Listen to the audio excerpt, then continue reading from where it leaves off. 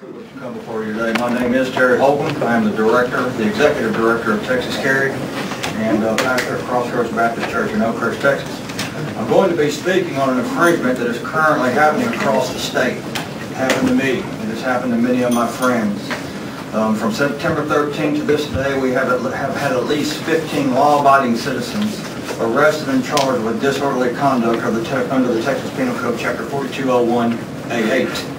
Across the state, and 7 of them right here in Austin, not by Austin PD, but by DPS.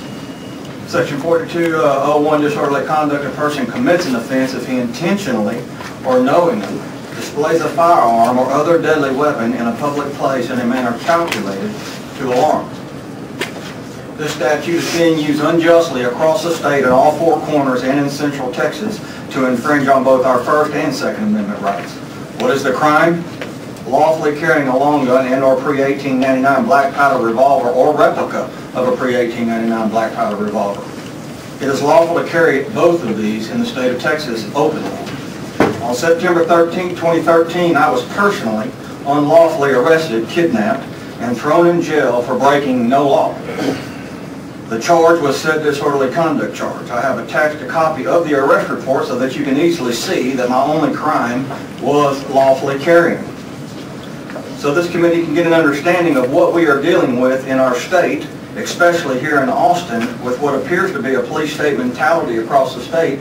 I wish to quote DPS Legal Counsel's statement from the Commissioner's hearing on October 16, 2013, and I also posted a link for you so that you can go listen to it for yourself.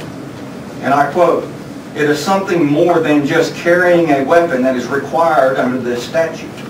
If they are carrying the weapon in such a way that is alarming folks, i.e. waving it around or making threats, then obviously wherever they are, they will be subject to the disorderly conduct statute.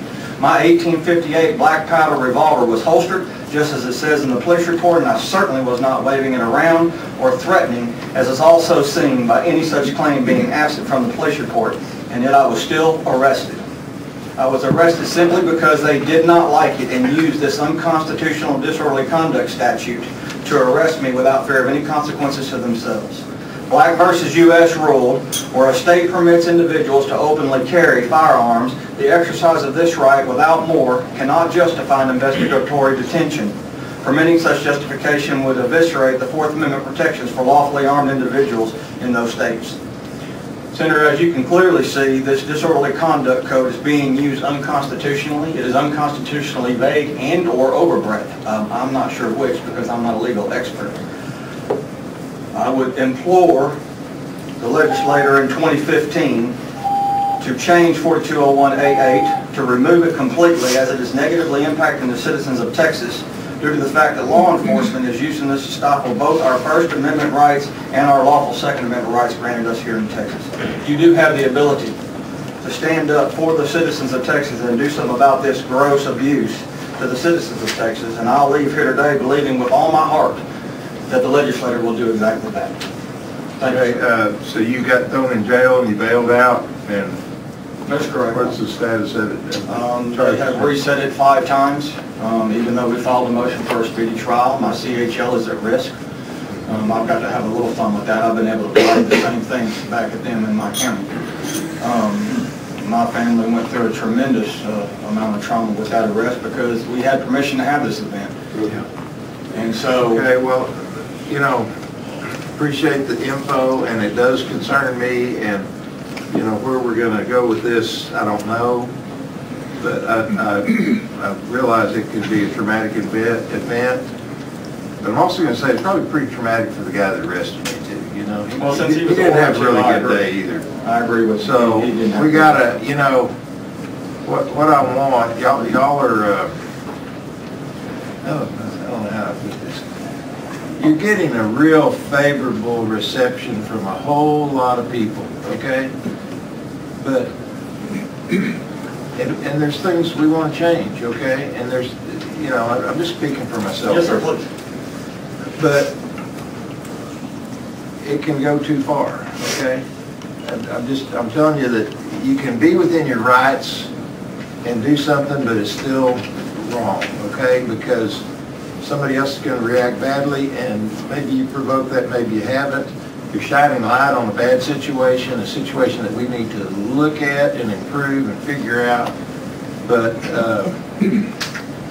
believe me, you got everybody's attention, okay?